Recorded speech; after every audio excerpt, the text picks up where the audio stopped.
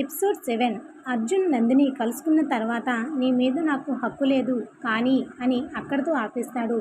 అసలు వాళ్ళిద్దరూ ఎప్పుడు కలుసుకున్నారు, అసలు ఏం జరిగింది, నీ మీద హక్కు లేదని అర్జున్ ఎందుకు అంటాడు?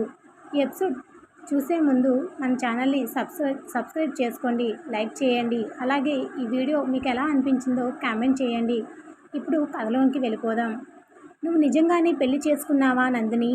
అవతల వ్యక్తి నుండి వచ్చిన ప్రశ్నకు నందిని సమాధానం చెప్పలేకపోయింది. అతనికి సమాధానం చెప్పాలంటే నోరు పెగలటం లేదు, శరీరం సన్నగా వణుకుతుంది, చేతుల్లో సత్తువ లేదు. ఫోన్ కూడా అతి కష్టం మీద పట్టుకుంది నందిని. నందిని, మాట్లాడవా? మౌనంగా ఉంటే నేను తట్టుకోలేను. ఆ విషయం నీకు కూడా తెలుసు కదా. నీతో ఒక్కరోజు మాట్లాడకపోయినా నాకు వెలువెల్లాడుతున్నట్టు ఉంటుంది. అలాంటిది నాకు తెలియకుండా ఇంత పెద్ద నిర్ణయం ఎలా తీసుకున్నావు? కనీసం ఒక్కసారైనా నేను నీకు గుర్తుకు రాలేదా? నాకు చెప్పాలని అనిపించలేదా? ఎందుకు ఇలా చేశావు నందిని అని అడుగుతాడు అతను. నందిని కళ్ళు మూసుకుంది. అప్పుడు నందిని అది నేను ఏమని చెప్పాలో అర్థం కాలేదు ఆమెకు. మాటలు మధ్యలోనే ఆగిపోయింది.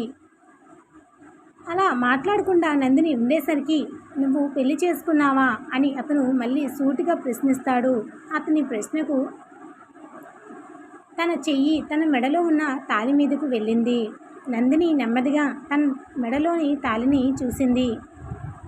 ఆ తాళి ప్రతిరోజు ఆ తాళిని తన చేతుల్లోని చూస్తూనే ఉంది. కానీ తనకు ఒక అర్థం కాని ప్రశ్న తన మదిలో అలాగే రోజు మెదులుతూ ఉంది. దానికి సమాధానం మాత్రం దొరకటం లేదు. ఇప్పుడు కూడా తన మనసుకి అదే ప్రశ్న మెదులుతూ ఉంటే ఆ బంధానికి తను విలువ ఇస్తుందో ఇవ్వట్లేదో ఆమెకే అర్థం కావటం లేదు. ఇంకా అతనికి ఏమీ సమాధానం చెప్తుంది? తనకే తెలియని ప్రశ్నకి అతనికి ఏమని సమాధానం చెప్తుంది? తనకు నిజంగా అర్థం కాని ఒక బంధం. నందిని ఒక్కసారిగా బలంగా ఊపిరి తీసుకుని వదిలి, అవును, నాకు పెళ్ళయింది. ఆ మాట వినగానే అవతల కొద్దిసేపు నిశ్శబ్దం. ఏదో వినకూడని మాట విన్నట్టు ఉంది అతని పరిస్థితి. నందిని నుండి ఇలాంటి సమాధానం అతను ఊహించలేదు. ఎవరో చెప్పినా అది తప్పు అనే కొట్టిపడేశాడు. కానీ ఇప్పుడు తనే అసలు నిజం బయట పెట్టడంతో అతనికి చాలా కష్టంగా అనిపించింది. నెమ్మదిగా అతను, ఎప్పుడు జరిగింది నీ పెళ్ళి నందిని? కొద్ది రోజుల క్రితమే అని సమాధానం చెప్తే నాకు చెప్పకుండా చేసుకున్నావా? అసలు ఒక్క మాటైనా నాతో చెప్పలేదు. అంత దూరం అయిపోయానా నీకు నేను? మాటకు నందిని కళ్ళల్లో నీళ్లు వచ్చాయి. లేదు, నేనెప్పుడు అలా అనుకోలేదు. అసలు నాకే తెలియకుండా జరిగింది. అలా ఏడుస్తూ నందు ఉన్న ఒకవైపు అతనికి కష్టంగా ఉంది. కానీ తన పెళ్ళి జరిగిందనే విషయం అతను జీర్ణించుకోలేకపోతున్నాడు. అవతల అతను ఏమీ మాట్లాడలేదు. ప్లీజ్ చెప్పేది విను. అది నేను కావాలన్నా చేసుకున్న పెళ్ళి కాదు. అతనైతే మరి ఏంటి? పెళ్ళి అయితే చేసుకున్నావు కదా, నాకు దూరం అయిపోయావు. మాటకు నందిని కళ్ళల్లో కళ్ళు తుడుచుకుంది. లేదు, ఇది నేను కావాలని చేసింది కాదు, నిన్ను మోసం చేయాలని చేసింది కూడా కాదు. ఇది ఒక ప్రమాదం అని అంటుంది. తాళి పడడం కూడా ప్రమాదమేనా? ఆ మాటకు నందిని దగ్గర సమాధానం లేక నందిని మౌనంగా ఉంది. నందిని, నువ్వు నన్ను ఇష్టపడుతున్నావని నేను అనుకున్నాను. వదిలి వెళ్ళిపోతావని నేను అస్సలు అనుకోలేదు. నువ్వు అలాంటి అమ్మాయివి కాదనుకున్నాను. కానీ నువ్వు కూడా చాలా మటుకు నా అంచనాలను తలకిందులు చేసేశావు. నువ్వు పెళ్లి చేసుకోవాలని నాకు ఒక్క మాట చెప్తే నా తల్లిదండ్రులతో నీ ఇంటికి వచ్చేవాడిని. 2-3 ఏళ్ళు, అది మనిద్దరం సెటిల్ అయిన తర్వాత మనం పెళ్లి చేసుకునే వాళ్ళము. ఇంకా నీకు పెళ్లి చేసుకునే వయసు కూడా రాలేదు. ఇప్పుడు పెళ్లి చేసుకున్నా అది చట్టరీత్యా నేరం అవుతుంది. అందుకే నేను ఆ మాట నీతో చర్చించలేదు. నీకు ఇంత తొందర ఉందని తెలిస్తే ఎప్పుడో వచ్చి పెళ్లి ఖాయం చేసుకునేవాడిని. ఎంగేజ్మెంట్ అయినా చేసుకుని నువ్వు మేజర్ అయిన తర్వాత పెళ్లి చేసుకునేవాడిని. ఇలా మధ్యలో వదిలి మోసం చేసి వెళ్ళిపోతావని నేను అస్సలు కలలో కూడా ఊహించలేదు. నన్ను భారమైన గుండెతో మాట్లాడుతూ ఉంటే నందినికి నోట దాకా మాట రాక అలాగే బొమ్మలా ఉండిపోయింది. ఆ మాట విన్న వెంటనే నందిని గుండె బరువైంది. ఆమె ఇష్టపడుతుందా? నందిని దగ్గర సరైన సమాధానం లేదు. అలా అని అతను అంటే ద్వేషం కూడా లేదు. ఇంతకాలం అతను తనకు చాలా మంచి స్నేహితుడు. ఏదైనా సరే అతనికి చెప్పుకోవడం ఆమె అలవాటు. తమ్ముడు అక్కతో కూడా అంతగా ఏ రోజు తన విషయాలు చెప్పుకోలేదు. తన మనసులో మాటలు చెప్పుకున్న వ్యక్తి అతను. కానీ ఇప్పుడు అతని ముందు తన జీవితంలో వచ్చిన మరో వ్యక్తి నిలబడి ఉన్నాడు. అతనే అర్జున్. నందిని నాకేం కావాలో నాకు అర్థం కావటం లేదు అని సమాధానం చెప్తే అవతల అతను బాధగా నవ్వాడు. అతను అర్థం చేసుకునే లోపు నిన్ను నువ్వు కోల్పోయావు. నాకు అందనంత దూరం నువ్వు అయిపోయావు అని నేనెప్పుడు కలగనలేదు నందిని. ఇప్పుడు అసలు ఏం జరిగింది? ఇప్పుడు పొందలేనంత దూరం వెళ్ళిపోయావు. ఆ మాటకు నందిని కళ్ళల్లో నీళ్లు జారాయి. నందిని ఫోన్ మాట్లాడినప్పుడే వచ్చిన బామ్మ వాళ్ళ మాటలు విని గది బయటే ఉండిపోతుంది. ఎటువంటి శబ్దం అయితే చేయదు. అది నందిని గమనించదు. నార్మల్గా తను మాట్లాడుతూ ఉంది. తనతో మాట్లాడడానికి వచ్చిన బామ్మ మాత్రం నందిని మాటలు విని గది బయటే ఉండిపోతుంది. అదే సమయంలో సీతమ్మ నందిని ఏడుస్తూ ఉన్న గొంతు విని అక్కడే ఆగిపోయింది. కానీ లోపలికి వెళ్ళలేదు. మరొక వైపు అర్జున్ ఇంట్లో రవి అతన్ని చూస్తూ ఉన్నాడు. అర్జున్ చేతిలో ఫోన్ ఉంది. ఏం జరిగింది? ఎందుకలా ఉన్నావు? ఈ సంతోషాన్ని నువ్వే దూరం చేసుకున్నావు. అది నీకెందుకు అర్థం కావటం లేదు?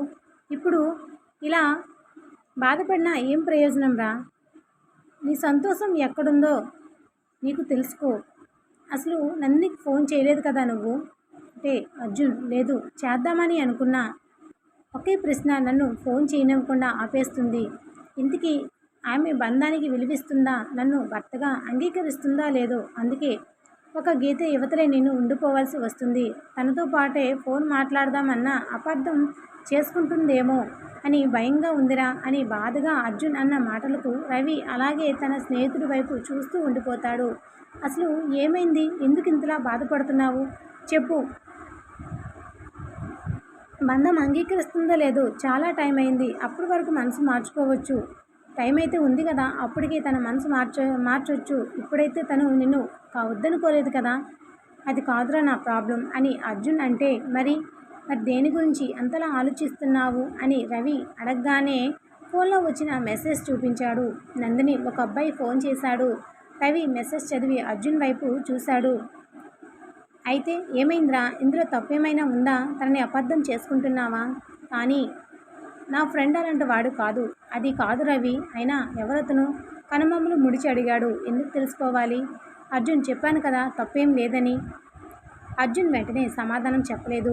హలో సారు, నువ్వు ఒక విషయం మర్చిపోతున్నావు. నువ్వు ఆమెను భర్తగాను కాదని ఆమెకు తన భర్తను కాదని చెప్పావు కదా. అర్జున్ అతని వైపు సూటిగా చూశాడు. ఒరేయ్, నేనేం తప్పుగా అనలేదురా. తినేలా చూస్తున్నావు. అది నువ్వే కదా చెప్పింది. మర్చిపోయావో ఏమో, అందుకే గుర్తు చేస్తున్నా అన్న రవి మాటలకు అర్జున్ మౌనంగా ఉండిపోయాడు. మరి ఇప్పుడు ఆమెకు ఎవరు ఫోన్ చేస్తున్నారు, ఎవరు మాట్లాడుతున్నారు అని ఎందుకు ఆలోచిస్తున్నావు? రవి, నేను తన గురించి తప్పుగా ఆలోచించడం లేదురా. ఏదైనా తను ప్రాబ్లంలో పడుతుందేమో అని నా భయం అంతే. ఆమె జీవితంలో ఏదైనా సమస్య వస్తే, ఆమెకు సమస్య వస్తే నీకెందుకురా? అది చూసుకోవడం నీ బాధ్యత. అవును అని అర్జున్ వెంటనే అంటాడు. అర్జున్ సమాధానానికి రవి అతని వైపు అలాగే తీక్షణంగా చూస్తూ ఉన్నాడు. అర్జున్ ఏంట్రా అనేసి అంటే, నువ్వు చెప్పిన మాటలు నువ్వే వినవు ఏంట్రా? అర్జున్ అర్థం కానట్టు చూశాడు. ఆమెకు నీ మీద హక్కు లేదని నువ్వే చెప్పావు. రవి మాటలకు ఆగిపోయాడు అర్జున్. మౌనంగా ఉండిపోయాడు. కానీ ఆమె జీవితంలో ఎవరు ఉన్నారనే ఆలోచన మాత్రం నీకు నచ్చటం లేదు రవి. నువ్వు ఎక్కువ ఊహించుకుంటున్నావు అంటూ అర్జున్ ఒక్కసారిగా లేచి నిలబడ్డాడు. నేను కాదురా, నువ్వే ఊహించుకుంటున్నావు అని రవి అంటాడు. అర్జున్ అతని వైపు కోపంగా చూసి బయటికి వెళ్ళిపోతాడు. కానీ రవి చెప్పిన మాటలకు మాత్రం అతని మనసులో తిరుగుతూనే ఉన్నాయి. ఆ రాత్రి నందిని తన గదిలో ఒంటరిగా కూర్చుని ఉంది. ఆమె పక్కన ఫోన్ ఉంది. అవతల వ్యక్తి మెసేజ్ చేశాడు. చివరిగా నిన్నొకసారి కలవచ్చా అని మాట్లాడతాడు. నందిని ఆ మెసేజ్ చూస్తూ చాలాసేపు ఆలోచించింది. తనకు అతనితో మాట్లాడాలని ఉంది. కానీ ఇప్పుడు తన జీవితంలో ఏదో మారిపోయింది. ఆమె ఫోన్ తీసుకుని సమాధానం టైప్ చేసింది సరే అని. అంతలో తలుపు దగ్గర బామ్మ కనిపించింది. నందిని వెంటనే ఫోన్ దాచేసింది. సీతమ్మ ఏమైంది నందు అని అంటే ఏమీ లేదు బామ్మ. సీతమ్మ ఆమె దగ్గరకు వచ్చి కూర్చుంది. నీ కళ్ళు మాత్రం ఏదో ఉందని చెప్తున్నాయిరా అని సీతమ్మ అంటుంది. నందిని ఆ మాటకు మౌనంగా ఉండిపోతుంది. ఎవరితో మాట్లాడుతున్నావు నందు అని సీతమ్మ అడిగితే నందిని తలదించుకుంటుంది. ఒక స్నేహితుడు అని నందిని సమాధానం చెప్తే సీతమ్మ ఆ మాటకు నవ్వుతుంది. స్నేహితుడా? నందిని వెంటనే తలెత్తింది. అవును బామ్మ అని అంటే అయితే అతనితో మాట్లాడడానికి ఇంత భయపడుతున్నావు? నందిని సమాధానం చెప్పలేదు. కొద్దిసేపటి తర్వాత మెల్లగా చెప్పింది. అతను నన్ను ఇష్టపడుతున్నాడు అని. సీతమ్మ కాసేపు మౌనంగా ఉంది. మరి నువ్వు? ఆ మాట చెప్పలేక కళ్ళు మూసుకుంది నందిని. నాకు తెలియదు. సీతమ్మ ఆమె మొహాన్ని జాగ్రత్తగా చూసింది. నీకు నిజంగా తెలియదా? నందిని బామ్మ వైపు చూసింది. నాకు అతను చాలా మంచివాడు. చాలా కాలంగా తెలుసు. కానీ అని సీతమ్మ కూడా అంటుంది. తన మెడలో తలిని తాకింది నందిని. ఇప్పుడు నా జీవితంలో ఇంకొకరు ఉన్నారు బామ్మ అని అంటుంది. సీతమ్మ నవ్వలేదు. చాలా ప్రశాంతంగా అడిగింది. అతను నీ జీవితంలో ఉన్నాడా అని. ఈసారి నందిని మౌనంగా ఉంది. లేదా నీ మెడలోనే ఉన్నాడా? నందిని ఒక్కసారిగా అర్థం కాని ప్రశ్నకు తన వైపే అలాగే చూస్తూ ఉంది. బామ్మ కొనసాగించింది. తాళి ఒక బంధాన్ని చూపిస్తుంది. కానీ మనసులో చోటు సంపాదించుకోవడానికి సమయం పడుతుంది. నందిని తలదించుకుంది. ఎవరిని తొందరగా ఎంచుకోకు. కానీ నీ మనసు ఏం చెప్తుందో మాత్రం వినడం నేర్చుకో అని బామ్మ అన్న మాటలకు ఆలోచనలో పడుతుంది నందిని. మరుసటి రోజు స్నేహితుణ్ణి అన్నట్టుగానే కలవడానికి బయలుదేరింది. ఆమెకి తెలియదు అర్జున్ అదే ప్రాంతానికి వస్తున్నాడని. అర్జున్ తన ఆఫీస్ పని మీద అక్కడికి వచ్చాడు. అతని కారులో నుండి దిగాడు. అప్పుడే దూరం నుండి నందిని కనిపించింది. ఆమెతో పాటు ఒక అబ్బాయి ఉన్నాడు. ఆ అబ్బాయి నందిని వైపు బాధగా చూస్తూ ఉంటే నందిని కూడా అతనితో ఏదో మాట్లాడుతుంది. అర్జున్ అడుగులు అక్కడే ఆగిపోయాయి. అతని మొహం మారిపోయింది. అర్జున్ మనసులో ఇతనైనా ఆమెకు ఫోన్ చేసిన వ్యక్తి. అతను దూరం నుండి నిలబడి వాళ్ళిద్దరిని చూస్తూ ఉన్నాడు. నందిని అబ్బాయితో మాట్లాడుతూ ఉండగా అతను ఒక్కసారిగా ఆమె చేతిని పట్టుకున్నాడు. అర్జున్ కళ్ళు ఆమె చేతి మీద ఆగిపోయాయి. అతని మొహం కోపం కనిపించింది. అతనికి తెలియదు ఎందుకు కోపం వస్తుందో. కానీ నందిని అతని భార్య కాదు అని ఆమె మీద తనకు హక్కు లేదు. అయినా ఆమె చేతిని మరొకరు పట్టుకోవడం అతనికి నచ్చలేదు. అర్జున్ అక్కడి నుండి వెనక్కి తిరిగి వెళ్ళిపోతూ ఉండగా నందిని ఒక్కసారిగా అతన్ని చూసింది. ఆమె ముఖం కూడా మారిపోయింది. సడన్గా అక్కడ అర్జున్ని చూసేసరికి అర్జున్ గారు అని పిలుస్తూ వస్తుంది నందిని. ఆ మాటకు అర్జున్ ఆగిపోయాడు. వెంటనే ఆమె అతని వైపు పరుగెట్టుకుంటూ వచ్చింది. మీరు ఎక్కడా అని నందిని అడిగితే అర్జున్ ఆమె వెనకున్న అబ్బాయి వైపు చూశాడు. అతని గొంతు నేను ఇక్కడ వర్క్ మీద వచ్చాను అని నెమ్మదిగా చెప్పాడు. నందిని అతని మొహాన్ని గమనించింది. మీకు కోపంగా ఉందా అని అంటుంది. నాకెందుకు కోపం అని అర్జున్ సమాధానం చెప్తాడు. తెలీదు కానీ మీ ముఖం చూస్తే అలా అనిపించింది. అప్పుడు అర్జున్ వెంటనే అన్నాడు. నాకు ఎలాంటి కోపం లేదు. అంతలో ఆ అబ్బాయి కూడా దగ్గరికి వచ్చాడు. నందిని ఇతనేనా? నందిని ఒక్కసారిగా మాటకు ఇబ్బంది పడింది. అర్జున్ అతని వైపు చూశాడు. నేనెవరో తెలుసుకోవాల్సిన అవసరం లేదు నీకు అని అర్జున్ అంటాడు. ఆ మాటకు నందిని ఆశ్చర్యపోతుంది. అర్జున్ గారు అతను ఆమె వైపు తిరిగాడు. నువ్వు రావచ్చు. ఎక్కడికి? ఇంటికి. ఆమె కళ్ళు పెద్దవయ్యాయి. ఇప్పుడు రావటం లేదు. అర్జున్ ముఖం ఈసారి గంభీరంగా మారిపోయింది. ఎందుకు అని సీరియస్గా అడుగుతాడు. నాకు పని ఉంది అని అంతే సూటిగా సమాధానం చెప్తుంది నందిని. ఈయనతో నాకు నందిని ఒక్కసారిగా మౌనంగా ఉండిపోయింది. అతని గొంతులో అసూయ ఉందని ఆమెకు అర్థమైంది. ఆమె మెల్లగా నవ్వింది. మీకెందుకు నేనెవరితో వెళ్తే అనేసి అంటుంది. అర్జున్ ఒక్కసారిగా ఆగిపోయాడు. నందిని కళ్ళలోకి సూటిగా చూస్తూ అడిగింది. మీరు నన్ను భారీగా అంగీకరించడం లేదు కదా? అర్జున్ ఆ మాటకు మౌనంగా ఉన్నాడు. అయితే నేనెవరితో మాట్లాడుతున్నాను, ఎక్కడికి వెళ్తున్నాను అని ఎందుకు అడుగుతున్నారు? ఆ మాటకు అర్జున్కు సమాధానం లేని ప్రశ్నగా మారాయి. అతను నందినిని చూస్తూ నిలబడ్డాడు. కానీ నందిని కూడా అతని కళ్ళల్లోకి చూస్తుంది. కొన్ని క్షణాలు ఇద్దరి మధ్య నిశ్శబ్దం. అర్జున్ చివరికి నెమ్మదిగా అన్నాడు. అర్జున్, నాకు హక్కు లేదు. ఆ మాటకు నందిని గుండె ఒక్కసారిగా బరువెక్కింది. అతను మళ్ళీ అన్నాడు. హాని, నీకు ఏదైనా ప్రమాదం జరిగితే నేను అస్సలు ఊరుకోను. ఆ మాటకు నందిని అతని వైపే అలాగే చూస్తూ నిలబడింది. అర్జున్ వెనక్కి తిరిగి నడవసాగాడు. నందిని అతన్నే చూస్తూ ఉంది. ఆమె స్నేహితుడు ఆమె దగ్గరికి వచ్చాడు.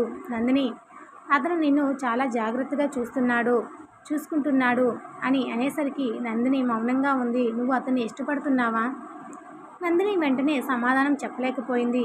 ఆమె అర్జున్ వెళ్తున్న వైపే చూస్తూనే ఉంది. చాలా దూరం వెళ్ళిన తర్వాత అర్జున్ ఒక్కసారిగా వెనక్కి తిరిగి చూశాడు. నందిని ఇంకా అక్కడే ఉంది. వాళ్ళిద్దరూ కళ్ళు మరోసారి కలిశాయి. ఈసారి ఎవరూ ఏమీ మాట్లాడలేదు. కానీ ఇద్దరు మనసులో ఒకే ప్రశ్న, మన మధ్య అసలు ఈ బంధం ఏమిటి అని. ఇద్దరికీ సమాధానం లేని ప్రశ్న అయితే ఇద్దరి మధ్యలో తిరుగుతూనే ఉంది. మరి ఈ బంధం వాళ్ళిద్దరి మధ్య అసలు ఏంటి? వాళ్ళకైనా తెలుస్తుందా? ఇద్దరు ఒకరికొకరు బంధానికి విలువ ఇస్తారా ఇవ్వరా? మీ అభిప్రాయాన్ని అయితే కామెంట్ చేయండి.